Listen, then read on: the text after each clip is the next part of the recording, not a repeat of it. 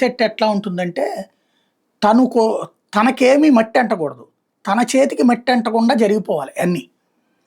Iraq America మీదకి ఒక్క missile వేయలే. అప్పుడేం చేసింది? ఇరాన్ని ముందు పెట్టి యుద్ధం చేసింది. ఇరాక్ ఎంతసేపటికి ఇరాన్ మీదనే మిస్సైల్ వేసింది.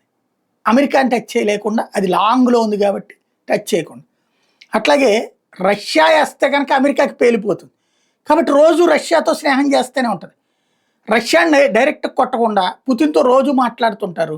ఉక్రెయిన్కి ఆయుధాలు ఇచ్చి ఉక్రెయిన్ చేత కొట్టిస్తుంటారు. ఎందుకని సంబంధాలు తెగ తెంచుకోలేదు ఇరాన్తో తెంచుకున్నట్టు? అంతే. అదే అమెరికాకి భయం అన్నమాట. తన మీదకి మిస్సైళ్ళు రాకూడదు, తన ప్రజలకి ఏం కాకూడదు, కానీ మిగతా ప్రజలందరూ నాశనం వాళ్ళు కొట్టుకు సావాలి. ఇప్పుడు అమెరికా కూడా వణుకుతోంది. ఎందుకంటే ఇరాన్లో ఉన్నటువంటి కొమైని మామూలోడు కాదు. ప్రపంచంలో ఒక గాడ్మెన్, ఒక వర్గానికి ఒక దేవుడు.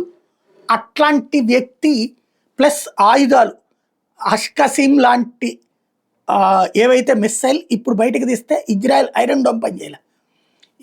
ఇజ్రాయెల్ ఐరన్ డోమే పనిచేయకపోతే అమెరికాది ఎంతసేపు కొట్టవతల పడేది.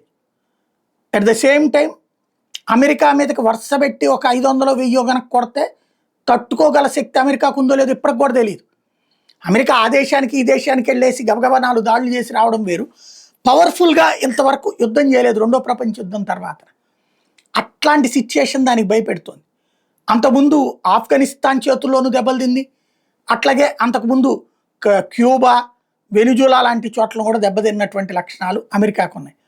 అక్కడికి వెళ్ళి చేస్తే, అదే డైరెక్ట్గా అమెరికా మీద అటాక్ చేస్తే భయపడి చూస్తోంది. అందుకనినే త్వరగా యుద్ధం ఆపేయండి అన్నటువంటి పిలుపునిస్తోంది.